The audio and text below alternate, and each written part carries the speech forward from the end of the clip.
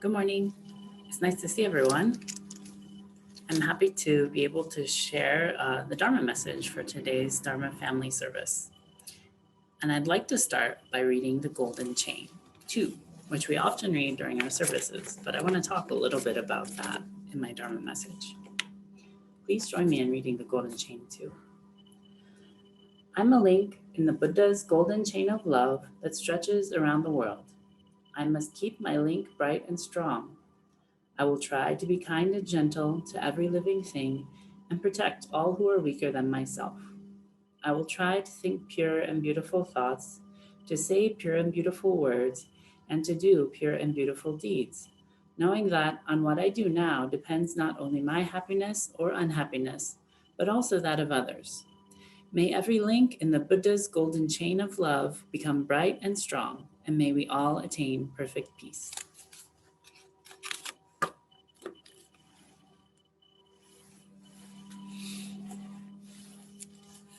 Namo Amida Butsu, Namo Amida Butsu, Namo Amida Butsu, Namandam, Namandam, Namandam, Namandam. The Golden Chain 2 is one of my favorite readings that we do in the temple.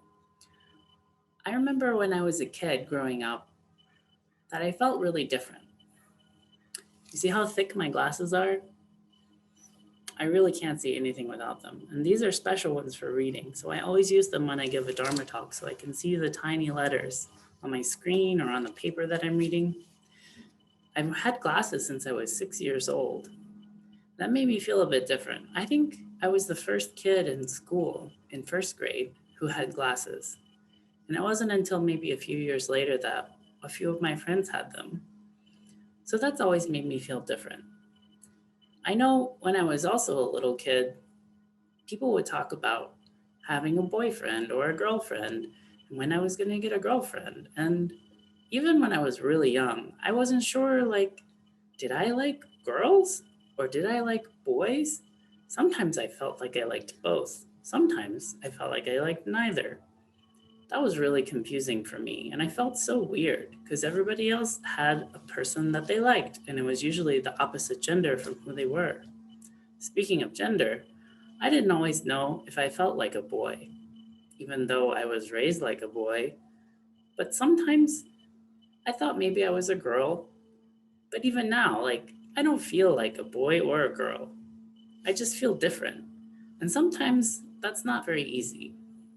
But I know the first time I came to Berkeley Buddhist Temple, we read the Golden Chain. And every time we read it during the service, it made me feel so happy. I felt like I was a part of a group where everyone was different. And it made me feel good. And I think that's part of what Buddhism is accepting people for who they are and loving them and making them a part of our community so that we can all be together and learn from each other. So for our Dharma message today, I'd like to share a short book. I'm going to pull that up on my screen right now.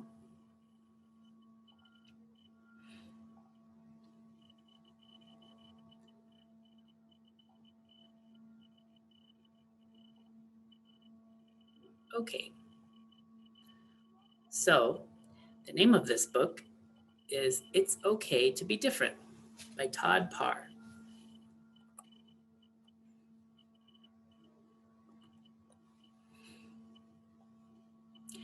It's okay to be missing a tooth, or two, or three. It's okay to need some help. It's okay to have a different nose. It's okay to be a different color. It's okay to have no hair. It's okay to have big ears. It's okay to have wheels. It's okay to be small, or medium, or large, or extra large. It's okay to wear glasses. It's okay to talk about your feelings. Purr, grr, roar. It's okay to eat macaroni and cheese in the bathtub. I've never done that, but that sounds kind of nice. Huh. It's okay to say no to bad things. It's okay to come from a different place. It's okay to be embarrassed. It's okay to come in last. It's okay to dance by yourself. It's okay to have a pet worm. It's okay to be proud of yourself. It's okay to have different moms. It's okay to have different dads. It's okay to be adopted. It's okay to have an invisible friend. It's okay to do something nice for someone. It's okay to lose your mittens. It's okay to get mad. It's okay to do something nice for yourself. Wow, look at all that ice cream. It's okay to help a squirrel collect nuts. I love squirrels. It's okay to have different kinds of friends. It's okay to make a wish. It's okay to be different. You are special and important, just being because of being who you are. Love, the author, Todd.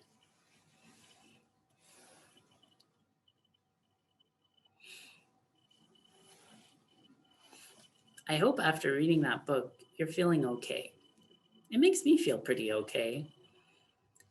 And if we think about it, it's good that we can be different, because even if we may not always like everyone else, if they're different, Amida Buddha thinks that it's okay for us to be different, because Amida loves us without any requirements. We don't have to look or be a certain way in the world for Amida to love us. I hope that we can all embrace that same sort of love where we can love one another even when we're different and appreciate those differences. Please join me in Gassho. Namo Amida Butsu.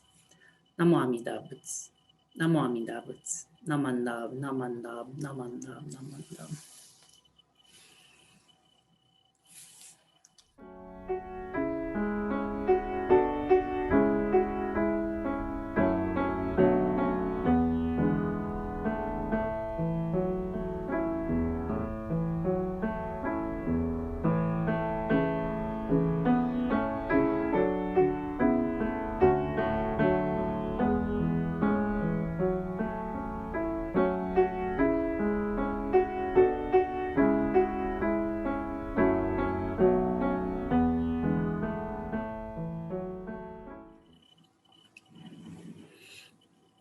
Thank you for joining me for today's Dharma talk.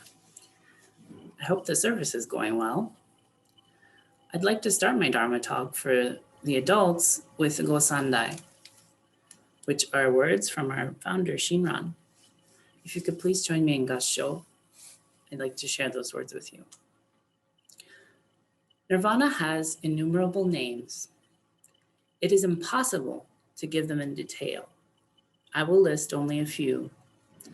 Nirvana is called extinction of passions, the uncreated, peaceful happiness, eternal bliss, true reality, Dharma body, Dharma nature, suchness, oneness, and Buddha nature. Buddha nature is none other than Tathagata. This Tathagata pervades the countless worlds. It fills the hearts and minds of the ocean of all beings.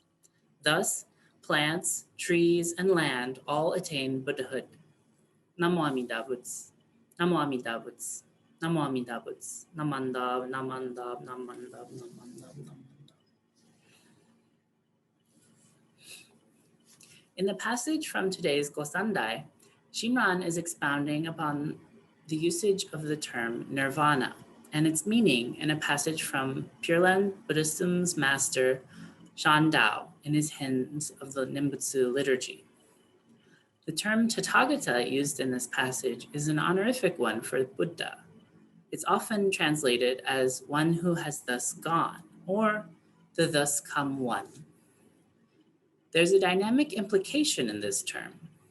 Buddha, which has departed samsara, the world of suffering, and also Buddha, who has come to this world to liberate all beings from our suffering.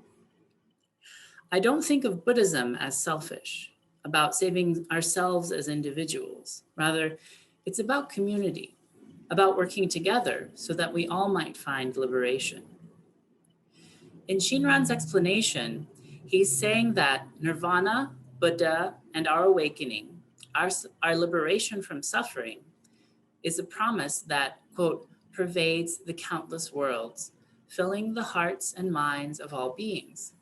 Then he says that plants, trees, and land all attain Buddhahood. Wow. This means that we're surrounded by the potential for awakening to seeing the world more clearly, to liberation from our suffering. But oftentimes we don't see it. This source of discomfort is the very activity of Buddha in our teachings. But it's also in our everyday lives that we share with others. I myself feel saddest, most depressed, most hurt when I start to see the world centered around me. This sort of perspective is like seeing a black and white movie or photo. Though the imagery can be beautiful, it can also be harsh and cold, and the information that it conveys is very limited. On this slide, there's a picture of my great-grandpa as a kid. He's the one with the dog. Apparently, his dad, or my great-great-grandpa, was a bootlegger during the Prohibition. Let me make this small so you can see the pretty rainbow. There we go. He was a bootlegger during the Prohibition. The picture is black and white, but I can see my great-great-grandpa and grandma dressed in a picturesque gangster style of the era. He's wearing a long trench coat and fedora, and my great-great-grandma is in a big, luxurious, fur-trimmed jacket. Also in that picture, you can see my great-grandpa and his brother and their dog. They're all standing in front of this old car. I know that cars were rare in that part of Virginia, especially at that time. So he must have had a lot of money and influence. I often wonder what color my great-great-grandpa's or my great-great-grandma's fur coat was. What color was the car? Because that photo only gives me a limited amount of information. Similarly, if we watch The Wizard of Oz, the old film from way back in the day, it starts off in black and white. But when Dorothy arrives in the magical land of Oz, it becomes vivid, as if it's filled with the color and unique characters. This inclusion of color in television was revolutionary at the time, and it introduced a new phrase to society at the time called living in Technicolor, which is a reference to the vivid new way that TV viewers were able to see movies and their television shows. Just as eye-opening as the introduction of Technicolor to black and white media greatly expanded the experiences of TV viewers, I believe that when we start to include more diverse perspectives into how we see and live in the world, then it becomes more dynamic, enjoyable, and we start to see things more honestly as they really are. Maybe this is a form of awakening. When we start to only consider our own lives, focusing only on what we feel and experience as truth, then our vision's clouded and biased and unclear, like a black and white photo. However, when we listen to voices and experiences that are different from our own, then not only do we begin to grow and live a more fulfilled life, we have an opportunity to open ourselves to the Dharma in more honest ways too.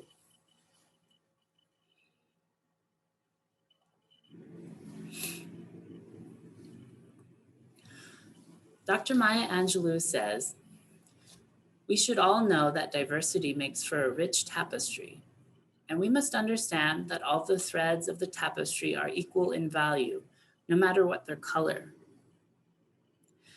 Living in a diversity of perspectives which includes races, nationalities, genders, sexualities, abilities, and modes of thought, can enrich our lives. But we have to also find value in each of these perspectives. It's one thing to find a means of coexisting with those who are different from us and treating them all with equal respect and compassion. However, that's different from opening our hearts and our communities and our own personal perspectives to make room for those differences while acknowledging the reasoning and conditions for those different ways of being in the world.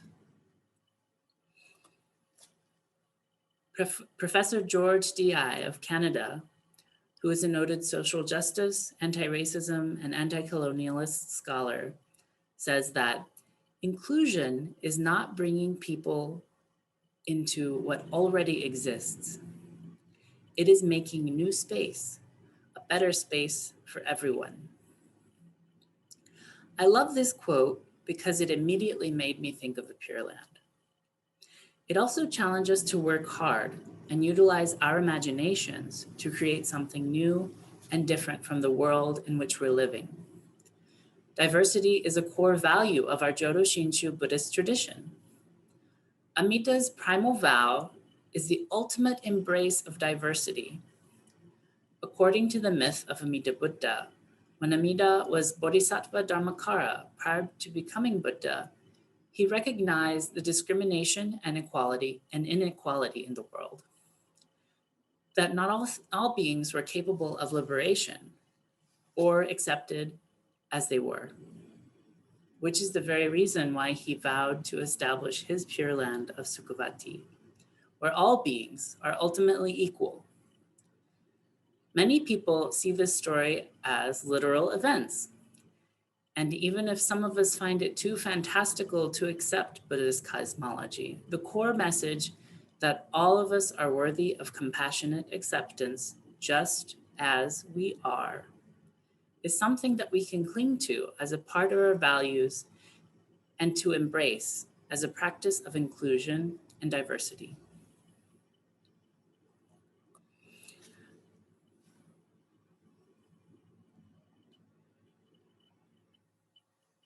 My hope is that we all see this as part of our Buddhist practice for two main reasons. The first, which I've touched on, is that our lives become much richer and we learn from and incorporate narratives of difference into our own outlook on life. If the Buddha Dharma pervades all beings, even rocks, trees, and land, then there's no place that does not hold the potential to open our eyes to a deeper understanding of reality. This allows us to learn from the Dharma as it's presented from different experiences of race, nationality, religion, sexuality, gender, difference in ability, and so many more ways of living in the world. Practicing diversity and inclusion in our own lives helps us understand the world more clearly. The second reason that I think this is important for our Buddhist practice is that practicing diversity and inclusion is a practice of compassion. Around the world, no matter where we go, folks are excluded, they're marginalized, or experience other forms of violence due to their religion, their skin color, their gender, sexuality, ability, and many other aspects of their identity. Largely, the world sees difference as bad, and so it's very easy to exclude those who are different from our lives. Like many of us, I've experienced what it's like to be excluded for how I look, dress, act, believe, and even for who I love. And it really hurts. Having even one other person love and accept me for who I am is tremendously healing. If each of us practices diversity and inclusion, then we have the capacity for undermining systems of oppression that uphold racist, chauvinistic, and LGBTQ-phobic norms that cause so much violence and suffering for those who live in the world today. As part of his messages in our Dharma school at Berkeley Buddhist Temple, Reverend Dr. David Matsumoto frequently taught us that we're all Buddhas to be. And I think this idea holds a reliable message of hope and ethical behavior, which supports a concerted effort to practice diversity and inclusivity. If we're all on the path toward Buddhahood, then we ultimately share some core values of mutual respect and that we can all learn from one another. Knowing that we're on this path toward becoming Buddha can also help us to be kinder to ourselves and others through cultivating forgiveness and friendship. Sometimes it's hard to know how to treat someone who's different from us, but I think we can find some guidance in asking ourselves, what is the best way to treat another Buddha to be in these situations? If we're all lotus blossoms in the pure land of bliss, how can we all nurture our unique growth together?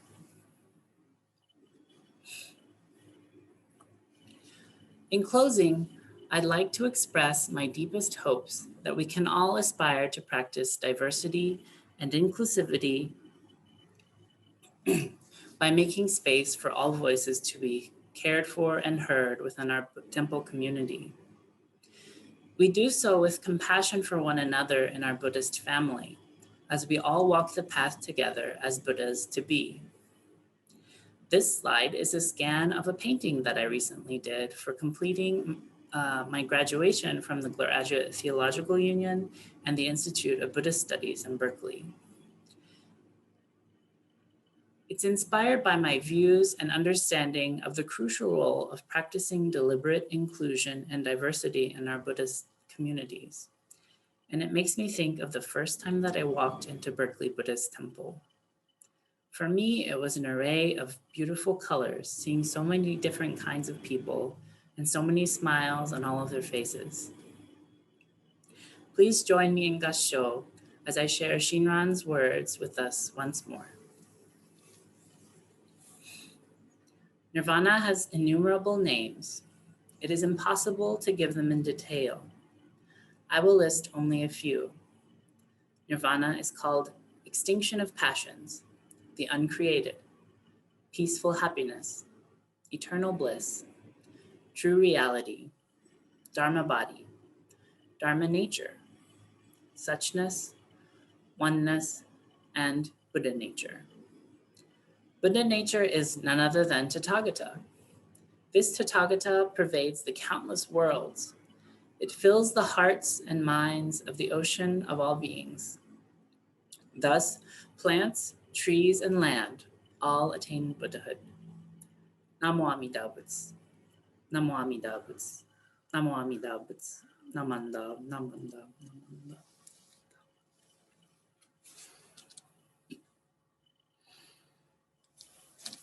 Thanks for listening to my Dharma message today. I hope you have a wonderful Sunday. Please take care.